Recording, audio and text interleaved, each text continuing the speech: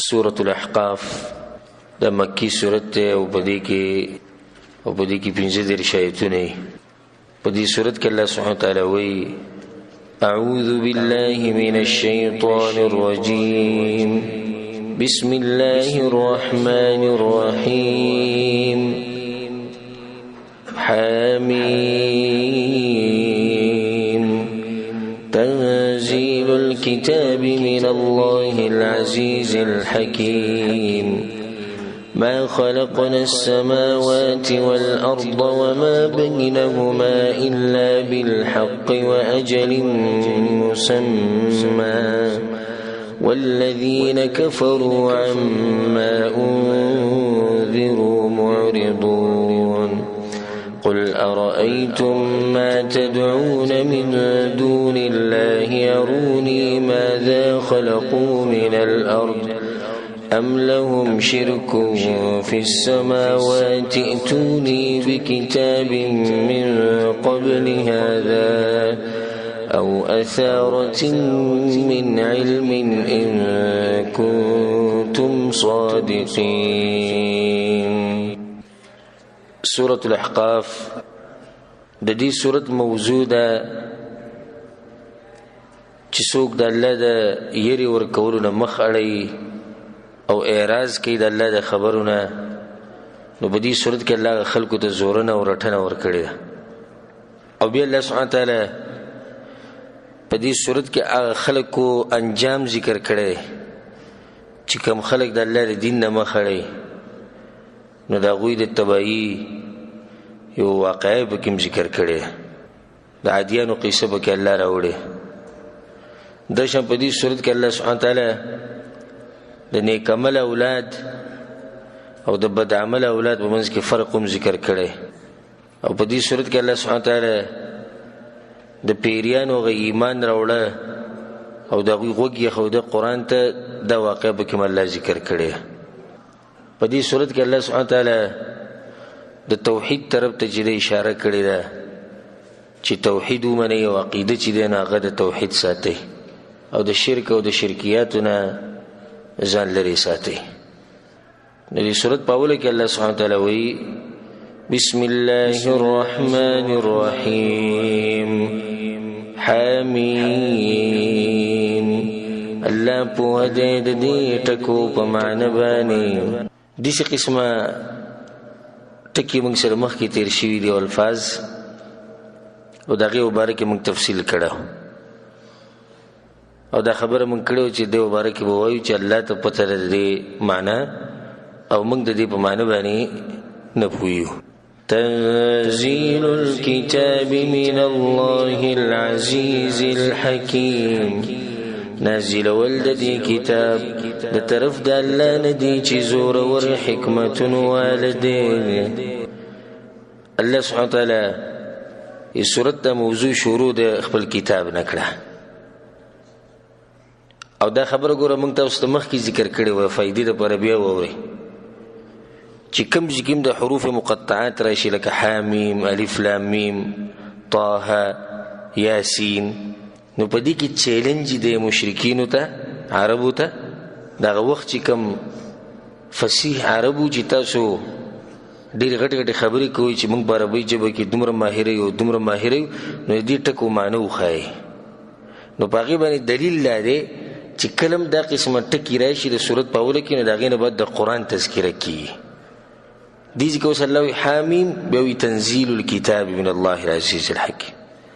دا کتاب نازل کړی شوی د الله له طرف نه دی چې هغه زورور او حکمتونو والی. نو په دې کې فایدې اولنۍ فایده په دې کې دا ده چې کتاب نازل کړی شوی د مطلب چې الله بره دی. دا خبره موږ بار بار په درسونو کې بیان کړی چې الله ذات چې دغه په عرش له پاسه دی څنګه چې دغه د شان سره ښایي او موږ سره دی د علم په لحاظ د اورېدو په لحاظ د احاطې په لحاظ د لیدو په لحاظ خو ذات یې نه دی په هر ځای کې. ذات الله چې دغه په عرش له پاسه دی. نو ځکه وایي چې دا کتاب نازل کړی شوی د الله له طرف نه او که الله په هر ځای کې نو بیا به داسې ویلی چې دا کتاب درکړی شوی دی تا ته خو ویلي دي دا کتاب نازل کړی شوی دی او یو شی چې نازلیږي نه هغه د برې نه کته را کوزي نو الله بره دی دا کتاب را نازل کړی دی. العزیز الحکیم زورور دی او حکمتونو والی. نو الله سبحانه تعالی زورور دی. څوک دې دا تپوس نشي کولی چې ولې دا کتاب په پلاني پیغمبر نازلېدو، ولې په پلاني نه نازلېدو، او ولې دا پیغمبر په پلاني جبو والا کې راغی او د پلاني جبو والا کې ولې نه راتو. نو ځکه ووایي العزیز الحکیم، الله زورور دی. نو څوک دې تپوس نشي کولی. بل دا چې کوم کار کوي نو به یې کې حکمت وي. د حکمت نه خالی کار الله سبحانه تعالی نه کوي. د کتاب اوس چې سوال زړه کې راشي چې ولې د قرآن په عربۍ ژبه کې، نو جواب د هغې دی چې عربي داسې ژبه ده چې په هغې باندې هر سړی پوهېدی شي، چې کوشش وکړي هر سړی به پوهېدی شي. خو که دا په بله یو ژبه کې نازل شوی نو بیا به ډېره ګرانه وي. خو د عربي داسې ژبه ده سبحان الله چې دنیا خلکو یې زده کړې ده، هغوی به پوهېږي. چې لږ هم څوک واوري او کښېني ورته نه بیا یې په معنی باندې پوهېږي. نو ځکه الله سبحانه تعالی دا کتاب په عربۍ ژبه کې نازل کړی. د پیغمبر عربۍ ژبې والا دی. د الله په هر کار کې حکمتونه دي. ما خلقنا السماوات والأرض وما بينهما إلا بالحق وأجل مسمى. ندی پیدا کړي منګ اسمانونه او ځمکه او هغه څه چې په منځ د دې کې دي مګر په حق سره او نیټې مقررې پورې. دې ځکه الله دا خبره کوي چې ما اسمانونه او ځمکه او د هغې په منځ کې چې څومره مخلوقات دي دمه پالتو نه دي پیدا کړي، بلکې د دوی د پیدا کولو یو لوی مقصد دی چې هغه الله سبحانه تعالی د قرآن په ډېرو ایتونو کې بیان کړی. څه مقصد دی؟ د الله سبحانه تعالی بندگی کول. اوس ګور الله د توحید د موضوع شروع کړي نو بالکل د بنیاد نه خبره شروع کړه چې د ځمکې او د اسمان د پیدایش او د دې په منځ کې چې کوم مخلوقات دي داسې د لوبو دپاره نه دي پیدا، یا د پالتو ګرځېدو دپاره نه دي پیدا، یا صرف دا چې دوی به لږ وخت دپاره ژوند تیر کړي او بیا به خاورې شي او خبره به ختمه شي. نه، د مخکیني آیت کې الله وایي حکیم، الله حکمت والا دی. نو که الله د دنیا پالتو پیدا کوي او د مخلوقات ټول پالتو پیدا کړي دي نو دا خو د حکمت خلاف خبره ده. چې اوس مثال کې به د مخلوقاتو کې که څوک څه کار وکړي او ته دې تپوس وکړي دا کار دې ولې وکړو او هغه ته جواب درکړي چې اسې مې وکړو، اسې مې وکړو، نو ته به درته وایي چې د اسې څه مطلب دی؟ اسې څوک څه کارونه کوي پالتو، نو بیا به ته نسبت د مخلوق ته د کم عقلتیا کې چېرې د عقل کم د پالتو کارونه کوي دی یا په پالتو کارونو کې نښته دی. دا خلک چې د چا عیب بیانوي پلانې څه کوي؟ پالتو کارونه کوي. الله سبحانه تعالی دې صفت نه پاک دی. دا کېدی نشي چې الله سبحانه تعالی دې یو کار وکړي او په هغې کې د حکمت نه. نو دا دومره غټه دنیا او د دومره غټ مخلوقات د دې یو مقصد دپاره پیدا دي، الا بالحق، په حق سره. هغه حق دا دی چې الله سبحانه تعالی د بندګۍ دپاره پیدا کړي دي. موږ ټول په دې دنیا کې زموږ یو مقصد دی، زموږ یو هدف دی، ګورې هغه د الله سبحانه تعالی بندګي کول دي. دنیا کې موږ دې دپاره نه یو چې بس مزدوري کوه، خېټه ساته او بیا خبره ختمه شوه او بچي پیدا کوه. نه، زموږ یو غټ هدف دی، غټ مقصد دی، هغه د الله سبحانه تعالی بندګي کول. سبحان الله، الله موږ پیدا کړي دې دپاره یو چې زما بندګي کوئ، او دا نور شي نه پیدا کړي دې دپاره دي چې زموږ خدمت کوي. نو الله څه وایي؟ وایي ته زما بندګي کوه او دا مخلوقات ما ستا دپاره مسخر کړي دي، دا رزق مې تاله در کړی دا به درځي تا ته. موږ څه چل کړی دی؟ موږ هغه څه پورې نښتي یو کوم چې الله زموږ دپاره پیدا کړي دي او هغه څه هم پرېښودي د کوم دپاره چې پیدا شوي یو. دا څومره عجیبه خبره. دا رزق الله پیدا کړی زموږ دپاره دی، دا بل چېرته نه تښتي. دا پیدا شوی زموږ دپاره دی، خو موږ د څه دپاره پیدا شوي؟ موږ د عبادت دپاره پیدا شوي. نو موږ هغه مقصد پرېښودی دی د څه دپاره چې پیدا شوي یو او په هغه څه پورې نښتي یو چې زموږ دپاره پیدا شوي. نو د دې دنیا او د دې اسمانونو او د ځمکې او د دې په منځ کې څه مخلوقات دي الله وایي دا ما هسې نه دي پیدا کړي. و اجل مسمى، او د یو نیټې پورې مې پیدا کړي، یعنی یو خاص مودې پورې دا پیدا شوي دي چې هغه موده پوره شي نو د کائناتو هر شی به ختمیږي. د همیشه دپاره هم نه ده دنیا، د لږ وخت دپاره. نو دې کې دې خبرې ته م اشاره ده چې دا خلک چې د کوم مقصد دپاره پیدا شوي دي نو داسې ډېر وخت نه دی، لږ وخت دی، د دنیا سیم ختمیږي. نو په کار دی چې د خپل هدف کې کوشش او محنت وکړي. والذین کفروا او کسان چې کفر کړي عما انذروا معرضون دا څنګه چې ورکړي شوی دا غوي ته مخړی. دې آیت په اخر کې الله سبحانه وتعالی دا خبرو کړی چې کافران د خپل پیدایش ته مقصد نه بیخي نه خبره دي. حال دا چې الله د هغې د یدهاني دپاره کتابونه هم نازل کړي دي او پیغمبران هم رالیږلي دي چې دوی د آخرت د عذابونو نه ویری مګر هغوی باندې هېڅ اثر نه دی شوی او د دغه یرې نه یې مخ اړولی دی. دا یره چې به ورته ورکړی شوه هغوی به مخ واړه. د مسلمان طریقه دا ده چې کله د قرآن او حدیث بیان کړی شي نو دی په هغې باندې عمل کوي، د هغې نه مخ نه اړوي. نو الله دا پیغمبران چې رالیږلي دي هم د الله سبحانه وتعالی لوی نعمت دی. دا کتاب چې نازل کړی دی هم د الله سبحانه وتعالی لوی نعمت دی. دین یې موږ ته وضع کړی د الله نعمت دی. نو موږ له پکار دا ده چې د کافرانو سره ځان یو شان نه کړو. هغوی له پیغمبرانو یره ورکړې ده، الله سبحانه وتعالی ولې یره ورکړې ده، د هغې نه هغوی مخ اړولی، موږ به ترې مخ نه اړو او د خبرو مطابق به ژوند تېرو. الله سبحانه وتعالی موږ له توفیق راکړي چې موږ د قرآن او حدیث مطابق ژوند تېر کړو. د هغې نه بعد الله سبحانه وتعالی په مشرکانو باندې رد کوي.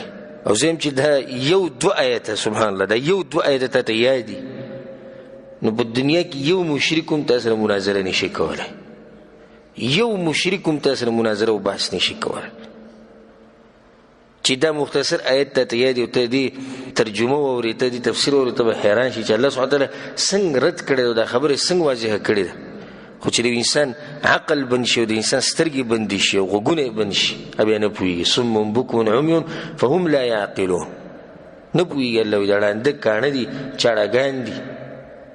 د قرآن واضح کتاب دی نو دې ته غوږ کړي الله سبحانه وتعالی په مشرکینو باندې څنګه رد کړي.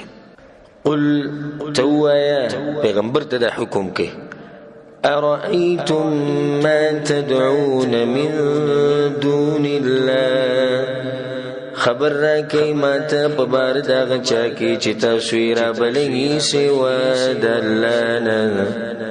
تاسو چی را کم بوتان جوڑ کردی او کم معبودان جوڑ کردی، کاغا گٹی دی، کاغا ونی دی، کاغا قبرونی، کاغا پیغمبران دی او کاغا ملائک دی، کاغا هر سوک دی من دون اللہ. اے مشرکینو اوئی ماتا پا بار دا آغا چاکی چې تاسو را بلی سوا د الله نه.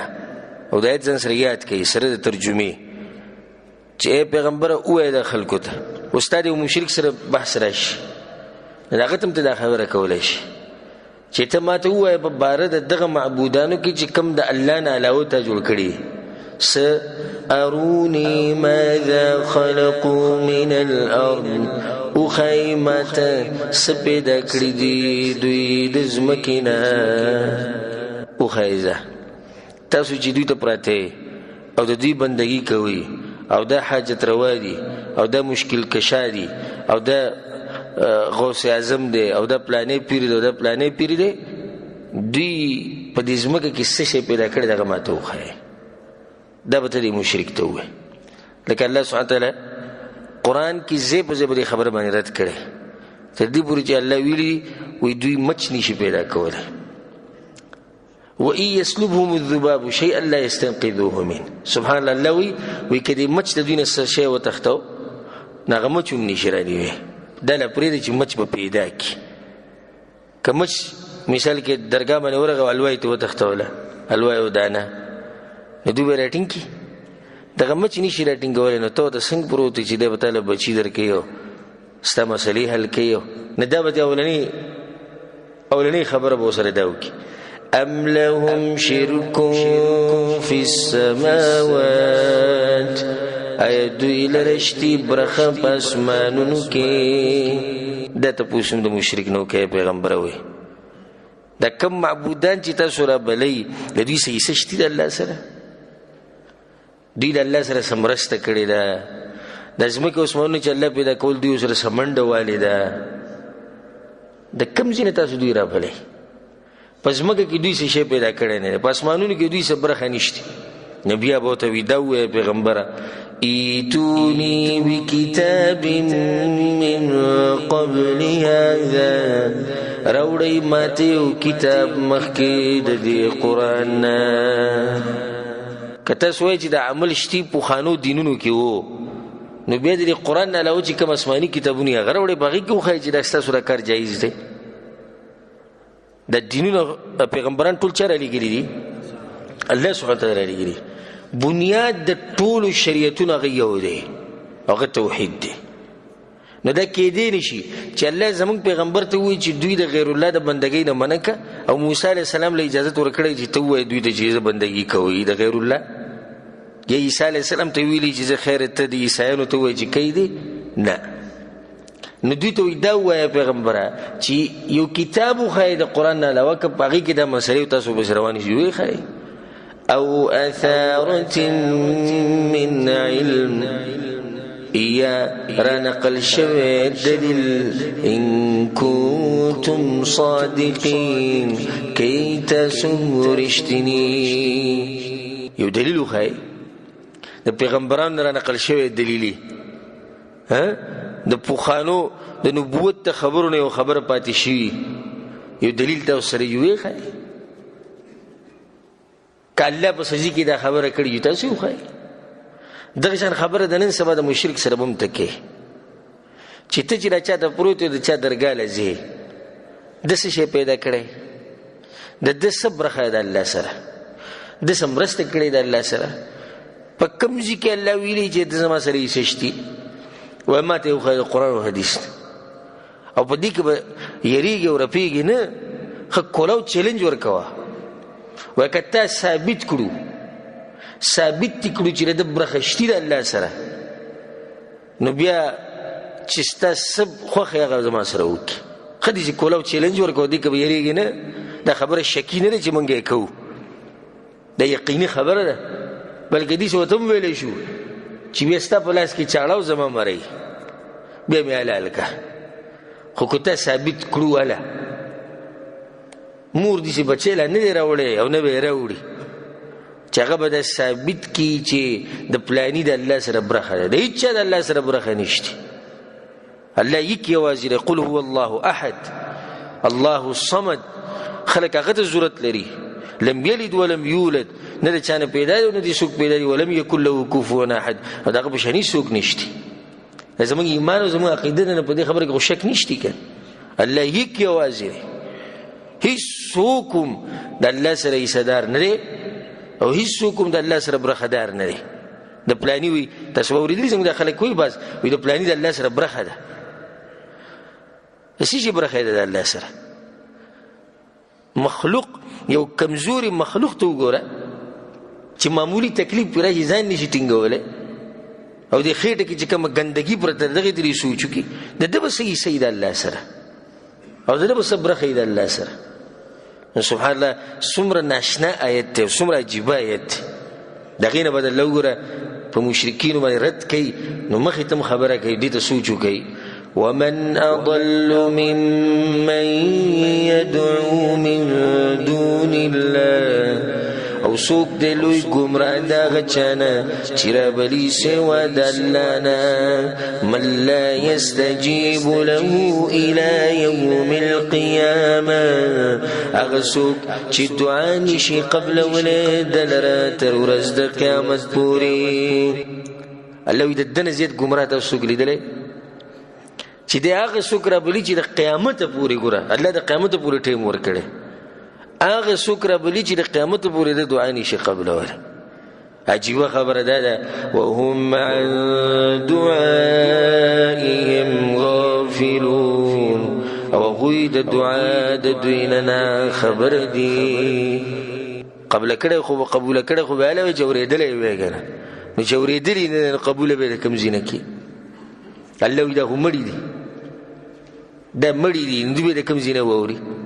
سبحان الله څنګه الله موږ پوه کوي په دې خبره باندې چې دوی جواب نشي ورکولی نو بیا الله وی چې د دعا نه غافله دي نو جواب به څه ورکړي جواب خو به هله ورکړی وي چې دا خبره خو یې اورېدلی وی که نه یو سړی لاړ پیره بابا ماله بچی راکړي موږ به هسې داسې ومنو ځه هسې د بحث دپاره د مشرک سره بحث کوو زه صحیح شو پیر بابا بچي ورکوي ځه والعیاذ بالله دا صرف موږ هسې لکه هغه خبره کوو چې سړی به پوه وکړو. زه صحیح شو پیر بابا بچي ورکوي، خو د هغې نه مخکې به دا ثابتول غواړي چې د پیر بابا زموږ دا خبرې اوري او که نه اوري. بچی خو به هغه ته لاله درکړي چې کله ستا دا خبره ورته ورسي که نه، نو چې ستا خبره نه در رسېدلې نه بچی به تاله د کوم ځای نه درکوي. نو خبره د اول نه خرابه شوه. بنیاد څه دی؟ بنیاد خراب دی. الله سبحانه وتعالی د دې مشرکانو خبره کړې ده، ویل کوم چې د الله نه علاوه نور خلک رابلي د دوی مثال داسې دی کمثل العنکبوت اتخذت بیتا. الله وایي د دوی مثال د جولا یا د جولاګي په شان دی. دغه کور څنګه کمزوری کوري، معمولي سیلۍ پرې شي هغه کور څه شي خراب شي. وان اوهن البیوت لبیت العنکبوت. او په کورونو کې کمزوري کورونه دغه دي، نه دغه شان د مشرک حال. معمولي خبره ورتیزه کړې دغه هر څه ګډوډ شي. و سید ځه پیر بابا او پلانې بابا او دوی حاجتونه پوره کوي، خو اول خدا ثابت کړي چې دا باباګان زموږ د خبرې اوري په دې خبرونو کې. د هغې نه بعد بیا دې خبرې ته راځو چې آیا دوی بچي ورکولی شي او که نه شي، او دوی حاجتونه پوره کولی شي او که نه شي. دا خو دویمه موضوع ده، خو ته خو د اولنۍ حل که که نه چې زموږ د خبرې اوري که نه اوري. بیا دې خبرې ته غوږ کېده. وَإِذَا حُشِرَ النَّاسِ او کله چې راجمع کړی شي ټول خلک د قیامت په ورځ كانوا لهم أعداء وی به دوی د هغوی دپاره دشمنان وكانوا بعبادتهم کافرین او شي به هغوی د بندګۍ د دوی نه منکر. د ده په شان بدبخته انسان ته څه دی په دنیا کې ټول عمر د په دې خبره ډډه لګولې ده چې دا مشران او دا بوتان او دا قبرونه والا زموږ د خبرې اوري او زموږ حاجتونه پوره کوي. د قیامت په ورځ به دغه خلک چې دو ته چغې وهلي دي هغو به زموږ ته سره څه کار دی؟ موږ ته سترګې چغې وایي. لکه اوس کم خلک چې یا رسول الله وایي، رسول سم ته چغې وایي او هغه مړ پروت دی په قبره کې، مړ دی که نه. د دنیا ژوند دغه ختم شوی. پیغمبر صلی الله علیه وسلم به د قیامت په ورځ دوی ته وایي چې ما خو ته څه نه ویلې. نو دوی به څومره خړ سترګې پاتې شي چې موږ ټول عمر هغه ته چغې وایلې. حالانکه دعوت موږ ته رسېدلی، خو موږ خلک بدنام کړي د وابیانو په نوم باندې چې دا څه دي؟ د وابیان دي. دوی زموږ دین په موږ باندې خراب کوي. هغه پیغمبر به د عبادت نه انکار وکړي. الله په قرآن کې بل ځای کې دا خبره کړې ده کلا سيكفرون بعبادتهم ويكونون عليهم ضدا.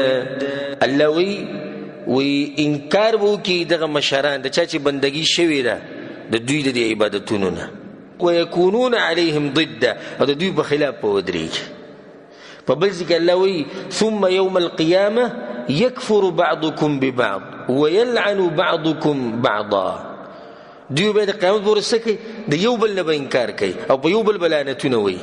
دا چې اوس د باباګانو دپاره په موږ باندې فتوی لګوي د کفر او په موږ باندې فتوی لګوي د بې ادبۍ او په موږ باندې فتوی لګوي د لامذهبۍ، دا خلک دوی به د قیامت په ورځ د یو بل نه انکار کوي او په یو بل به لعنتونه وایي. دا کشر به د مشر باندې لعنت وایي او هغه مشر به په دې کشر باندې لعنت وایي. سوره بقره کې الله دا خبره کړې ده، وایي دا کشران به د مشرانو ته وایي که موږ ته پته وایي چې تاسو زموږ نه ځان داسې بېزاره کوئ نو موږ په دنیا کې تاسو نه ځان بېزاره کړی وی. نو ولې اوس دا خبره الله کړې نه ده چې دوی به ځان بېزاره کوي؟ کړې ده که نه ده کړې؟ نو موږ ته خو په دنیا کې دا خبره رسېدلې ځان ته بېزاره که که نه. نو دوی په دې انتظار کې ناست چې قیامت پر ورځ هغوی زموږ نه ځان بېزاره کړي.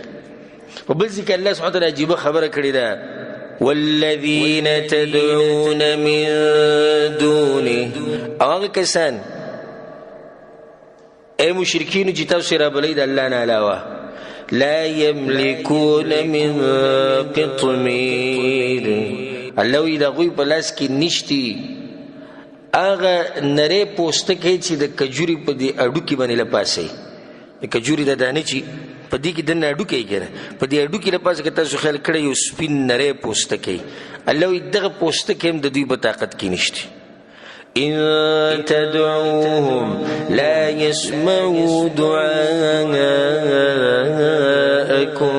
الله کتا سدوی ته چغې وهئ نو دوی ستاسو دا بلنې نه اوري. الله وی کتا سدوی ته چغې وهئ نو دوی ستاسو دا بلنې نه اوري. ولو سمعوا ما استجابوا لكم. الله وی که واوري نو جواب نشي درکولی. اوس ښه واضحه خبره ده. د مړي غوږونه کار کوي؟ نه کوي. غوږونه کار کوي؟ سترګې کار کوي؟ نه کوي. خولې کار کوي؟ نه کوي. اوله خبره ده مړی نه اوري.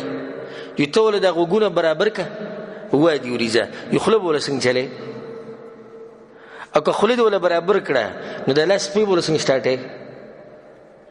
خو زه حیران یم د دې خلکو دې عقل ته چې دوی دغه د خاورو دې ډیري ته ولاړي. الله وی خبره نه اوري او که واوري نو جواب به څنګه درکوي. یو عالم سلفي اهل حدیث عالم په پاکستان کې تقریر کو، پنجابي عالم، هغه د توحید د موضوع بیانوله او دا خبره ثابتوله چې د مړي ستاسو د چغې نه اوري. دا خبره ثابتوله چې مړي ستاسو چغې نه اوري. نو په دې اولني سب کې یو کس په دې بیان کې ودو، نو هغې ته اواز وکړو تا ته ماته خلکو راپاسه. هغه الله بخلو کې وده پروت چې راپایسو وی ما اخرنۍ خبره څه وکړه، اخرنۍ خبره ما څه وکړه. هغه دې حیران کتو، شیخ هغه مخ ته کتو چې نو بیا وایي چې ما نه ده اورېدلې. نو څومره د علماو دې سوچ ته وګوره او د موحدینو دې محبت ته وګوره. توحید سره د دې نه یو غټه فایده راوویسته. وی واورئ خلکو زمونږ د وابیانو ژوندی چې وده شي نو خبره نه اوري، دوی هغه چې مړ شي هم خبرې اوري. زمونږ هغه ژوندی وده شوی دی او خبره نه اوري، ژوندی دی او د دوی هغه خاورو لاندې پروت دي، د خاورو ډیرې له پاسه پروت دي او ساتي وته دوی په خپلو لاسونو باندې وی لمبې او کفنو ته واچي او بل ټکی هم نه وایي. مړی کته او مړی بره. په هغه ټیم چې دا سړی قبر له وباسي نو څه وایي؟ وایي دا مړی راوباسئ که نه، هغه نوم ولم نه علي، مړی راوباسئ. نو بیا وایي مړی راوویسئ، مړی تیز وي، مړی باندې جنازه وي په کوم ځای کې کوئ؟ دا مړی به کله ښخوئ؟ ظالمانو په خوله مړی مړی دی او بیا ورته وروسته ودرېږئ. نو تاسو خو په خپله وایي چې دا مړی دی، نو چې مړی دی نو بیا به څنګه ځي؟ خو شکر وباسئ چې الله سبحانه تعالی تاسو له د توحید دا نعمت درکړی، او شکر وباسئ چې الله تاسو له داسې عقل درکړی چې تاسو پرې سوچ کوئ. یعنې دا مه وایئ دا ګورئ د تعلیم خبره هم نه ده چې موږ تعلیم ډېر کړی دی. په دې انګریزانو کې په دې هندوانو کې غټ غټ ډاکټران او انجینران او ساینسدانان دې قبرونو ته ولاړي او دې بوتانو ته ولاړي، او حالانکه دومره تعلیم یې کړی چې څوکي هغوی. خو دا دې خبرې ته د هغوی عقل نه رسي او ستا عقل ورته رسېدلی دی، نو شکر وباسه د الله سبحانه تعالی رحم دی. په دې کې ګورې زموږ خپل هېڅ نشته، دا محض د الله سبحانه تعالی نعمت دی چې موږ له راکړی دی. زه تاسو ته نصیحت کوم که په تاسو باندې قرضې دي او که تاسو سره پیسې کمې دي او مزدورۍ کې لږ کمی راغلی دی نو خیر دی، په دې باندې خفه کېږه مه. سوچ دې ته کوو چې الله سبحانه تعالی څومره عجیبه نعمت ته عقیدې درکړی. ویل لازم زه د په الله قسم خورم په دې خبره چې کله ته دې نعمت ته سوچ وکړو نو تا نه به د خپله غریبي او د خپلې مسلې ټولې به درنه هېرې شي. او که تعالی الله ډېر شی مال درکړی وی، سم مال یې درکړی وی او دا عقیده تا سره نه وی، او که تعالی الله ډېر شی مال درکړی وی دا پیغمبر تا نه منلی، او تعالی الله سم ډېر مال درکړی وی او ته په درګاهونو د سجدې لګولی، او تعالی الله سم ډېر مال درکړی وی او د قبرونو نه تاویدي را تاویدي او طوافونه دې کولی، نو ستا د دې مال به تا څه کړی؟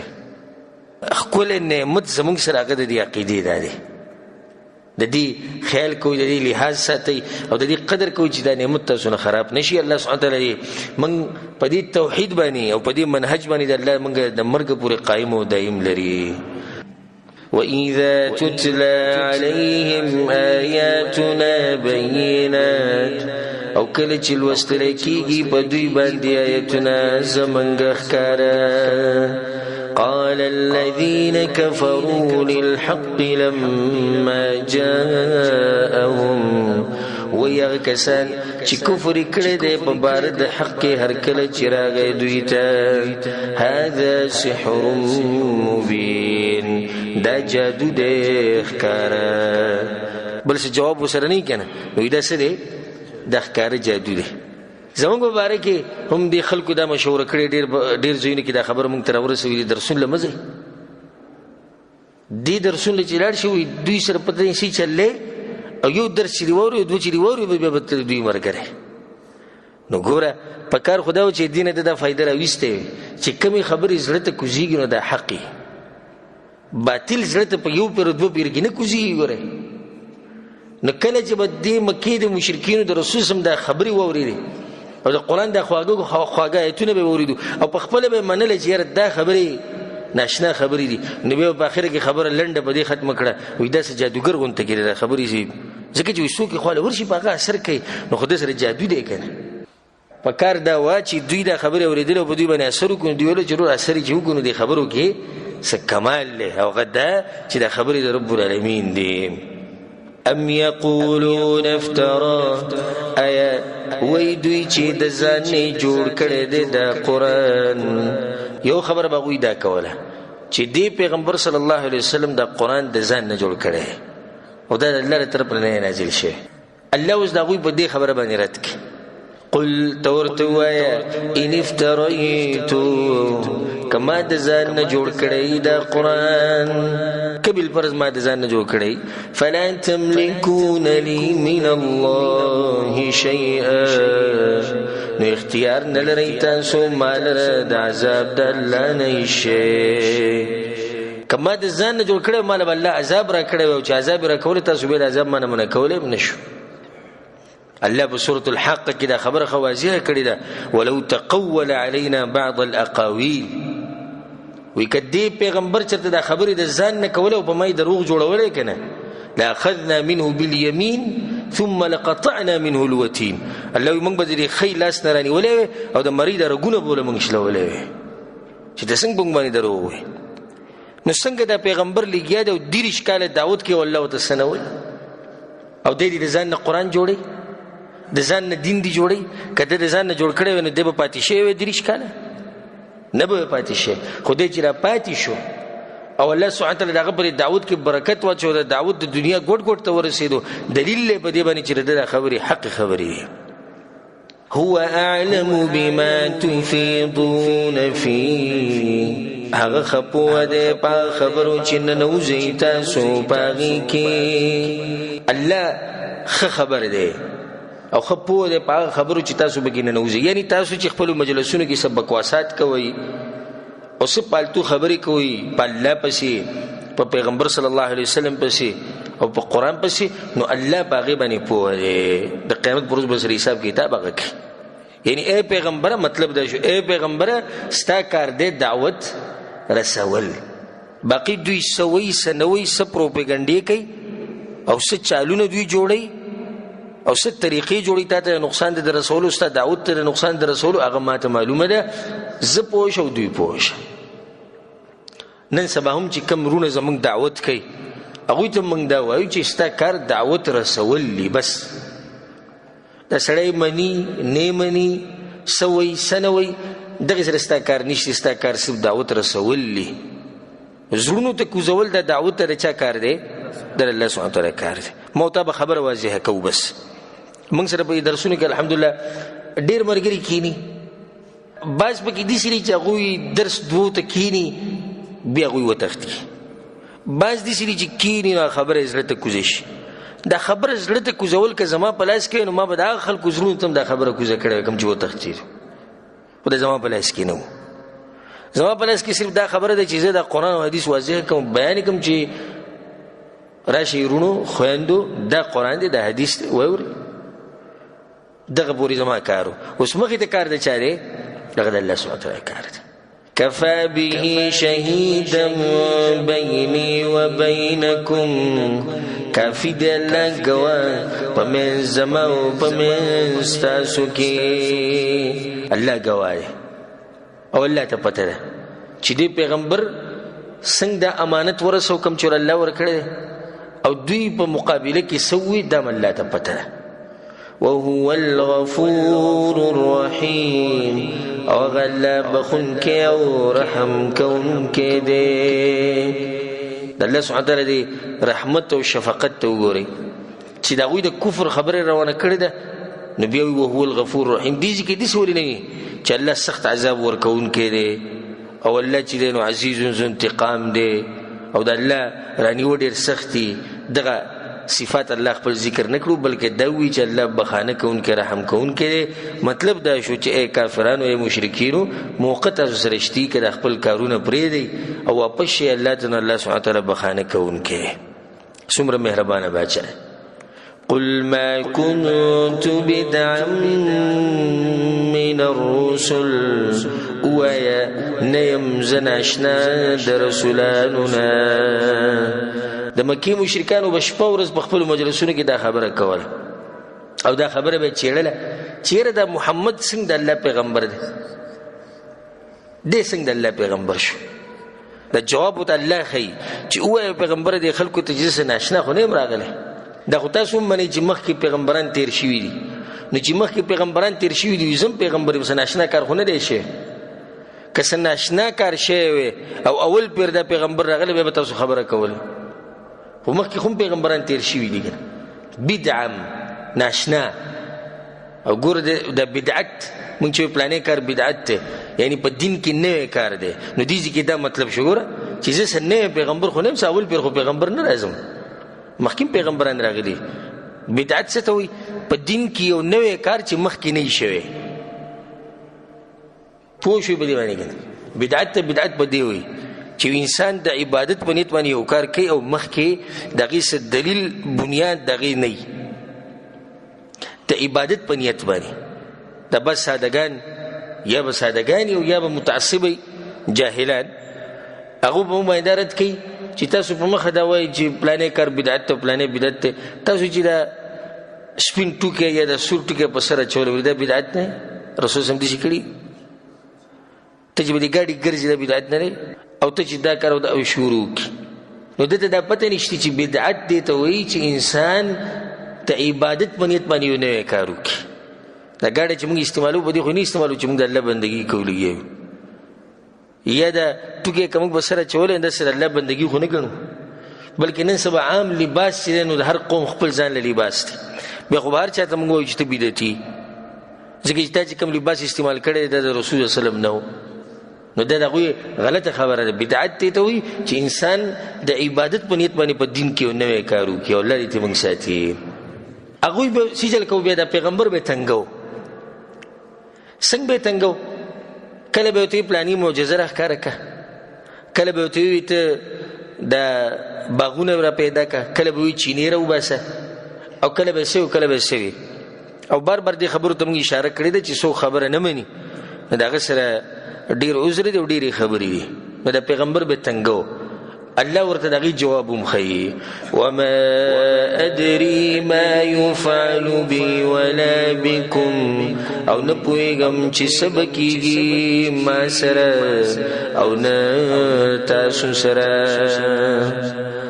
ما ته خو د دې پته نشته مستقبل علم خو ما سره نشته ستاسو سره مستقبل علم ما سره نشته خو د الله سره د علم په کوم ځای کې ما ته مصیبت راځي پیغمبر صلی الله علیه وسلم ته پته نشته. زما مرګرو سره به څه کېږي ورته ووایه پیغمبر چې ما ته پته نشته. دې ځای کې رد دی په خلکو باندې کوم چې وایي چې په دې ځای کې رد دی په خلکو کوم چې وایي چې پیغمبر صلی الله علیه وسلم سره علم الغیب شته. حالانکه دې ځای کې الله ښه واضح دی پیغمبر ته وایي چې ته دوی ته دا خبره وکړه چې دا کارونه زما په لاس کې نه دي. ما ته خو د دې پته نشته چې ما سره به څه کېږي او زما د ملګرو سره به څه کېږي او تاسو سره به څه کېږي. لکه الله سبحانه وتعالی قرآن کې وبل ځای کې وایي قل دوی ته ووایه لا املک لنفسي نفعا ولا ضرا الا ما شاء الله. ای پیغمبر دې خلکو ته ووایه چې زما په لاس کې زما د خپل ځان دپاره نه پیدا شته او نه نقصان شته الا ما شاء الله مګر که الله وغواړي. ولو كنت اعلم الغيب او کچرته زما سره غیب او علم وي لاستكثرت من الخير نو ما به د ځان دپاره خیر ډېر کړی وي وما مسني السوء او چرته به ما باندې مصیبت نه راتلی. پیغمبر صلی الله علیه وسلم ته اول نه پته وای کنه چې پلاني ځکه به زما مرګري وجل کیږي نه بتل الته پلاني ځکه په ما باندې گزار کیږي نه بزی الته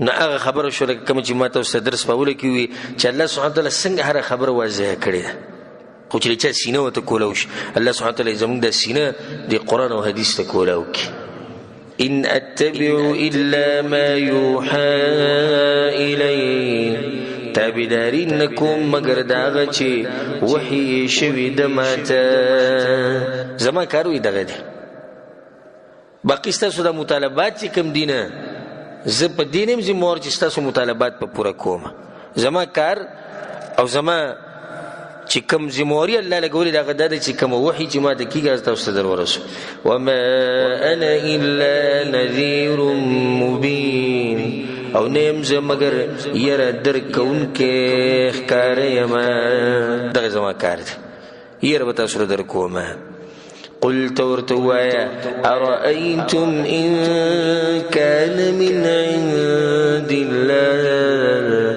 خبر را کئی ماتا کچرتی دا قرآن دا طرف دا اللہ نا وکفرتم بی او کفر کڑی تاسو پدی باندی اللہ اکبر اے پیغمبر وی دی خلقو تو ہوا ہے دی مشرکین تا کدا قرآن پر اشتیا دا اللہ را طرف نو تاسو ونه من تاسو بساعری دا قرآن پر اشتیا دے کنا تاسو وی دا اشتیا دے خکر اشتیاو ذکر دیو مسلمان عالم دیو ملحد سره مناظره وا په دې مسله باندې چې په قبر کې عذاب او جنت او آخرت او برزخ او دشتي کې نشته ا ملحد وی چې بس دا ژوند دی او خلک تیر کې مړ شي خبره ختم شي او تاسو ټول ولي اعوذ بالله په دې خبرو کې پراته جدا بکیو د په دې څه دلیل جدا بکی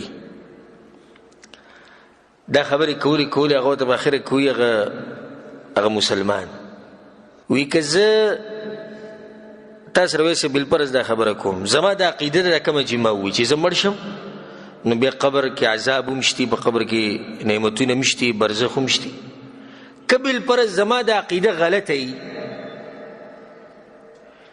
کبل پرز زما د عقیده غلطه ای نو ماته څه نقصان نشتی نقصان شتي ها خمر بشو خبر به ختم شي کنه ایسوم نشتی مخه او کستا د عقیده غلطه ونه بیا کته مړ شوې او ته چې قبر کې ایسوم نشته وونه بیا تبسکه زما د عقیده کې غلطه می او زه مړ شوم او سنې نو نقصان نشتی او کته مړ شوې وونه بیا به جواب ورکړي کته په قبر کې خو دې شوې او دغه منکر نکیر د بصیرالو نو بیا او خبر زما د رښتیا ونه بیا به تسکه هغه بالکل غلط کو نو دې ځکه الله وی چې پیغمبر دوی ته وایا کدا قران د رښتیا او تاسو به کفر کړی نو تاسو به سهل وشهد شاهد من بني اسرائيل على مثله او گواہی ورکړي گواہی کون کې د بني اسرائیلونه په مثل د دې کتاب باندې او حالانکه په بني اسرائیلو کې خلکو په دې خبره باندې گواہی ورکړي ده تاسو الله له څه جواب ورکوي دا څوک دی چې بني اسرائیلو کې الله وجل گواه دی نو بعض علماء چې دینه مراد عبد الله ابن سلام رضی الله عنه عبد الله ابن سلام د يهودو مشهور عالم هغه دې خبره گواہی کړي و چې دا قران د الله کتاب دی الله وی ګوره په خپل وی هغه گواہی ورکړه نو دینه بل غټ دلیل تاسو څه غواړي دویم قول د دینه دا مراد دی او شهید شاهد یعنی د دې گواهانه مراد چې عیسی علی السلام دی موسی علی السلام دی هغه په خپل کتابونو کې دا خبره کړې ده کوم کتابونه چې په الله نازل کړي دي پغې کې دا خبره وا او غوی رسول د خپل قومونو ته چې زمونږ نه بعد به پیغمبر راځي اخرنه پیغمبر به دا غنوم به احمدی یا محمد به نو به تاسو انکار کوئ دریم قول دا دی چې دا قریش به په سفر باندې تلو تجارت لپاره لکه شام ته بتلو یمن ته بتلو نو د شام طرف ته جدوی لاړو الته به دوی سره د راهبان ملویدو د پیران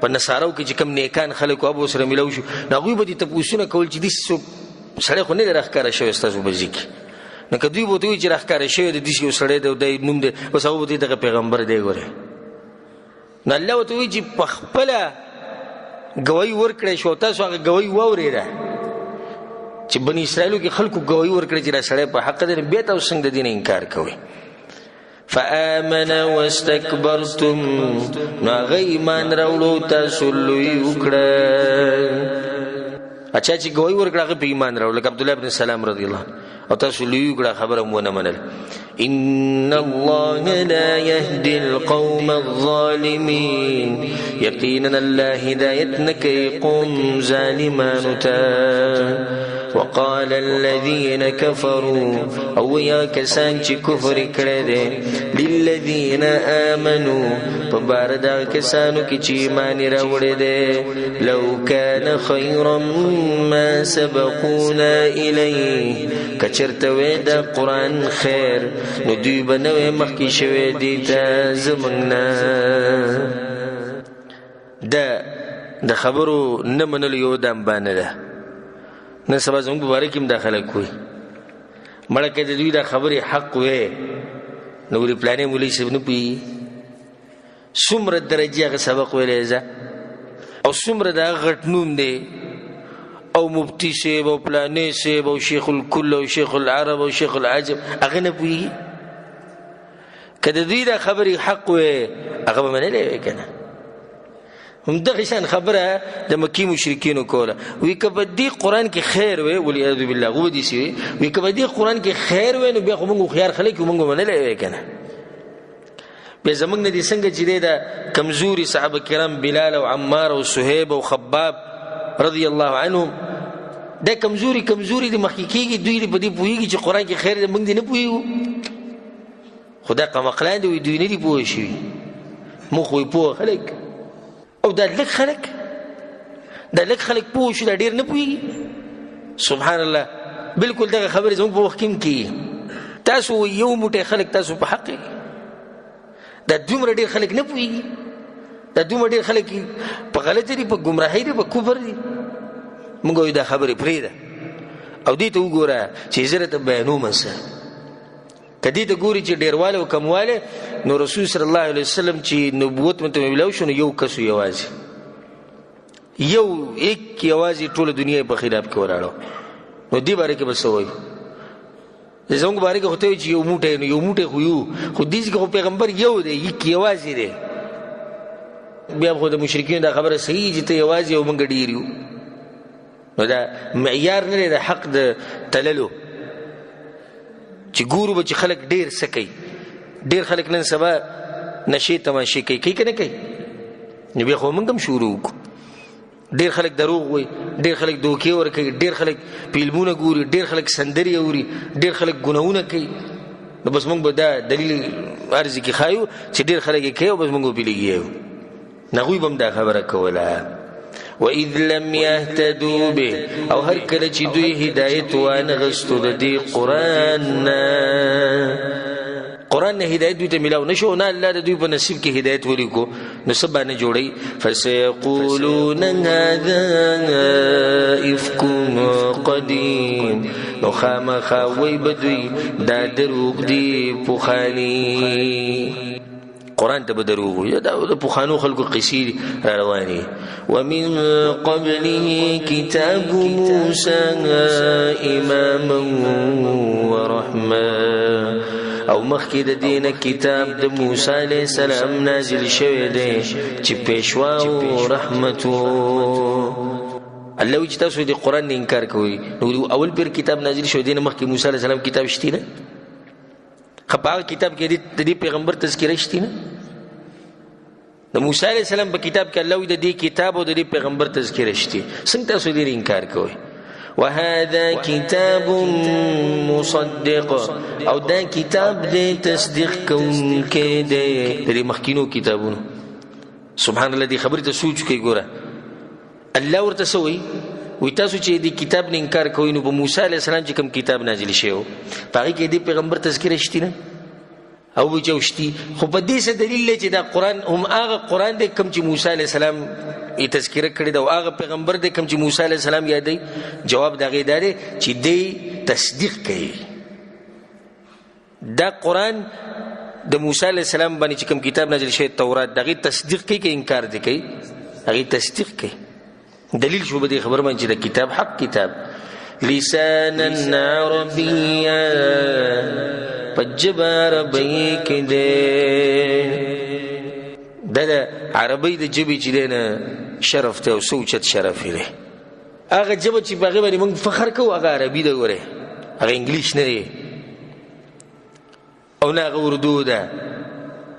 زمونږ کومه ژبه چې په هغې باندې موږ عزت محسوسو او شرف زمونږ دپاره دی د عزت سبب د هغه د عربۍ دا ژبه ده. او د افسوس خبره دا ده چې مسلمانان په دې پورې نښتي دي چې انګریزي به څنګه زده کوو او دا سوچ نه کوي چې د عربي به څنګه زده کوو چې الله په دې کلام باندې پوه شو او د رسول صلی په دې خبرو باندې پوه شو.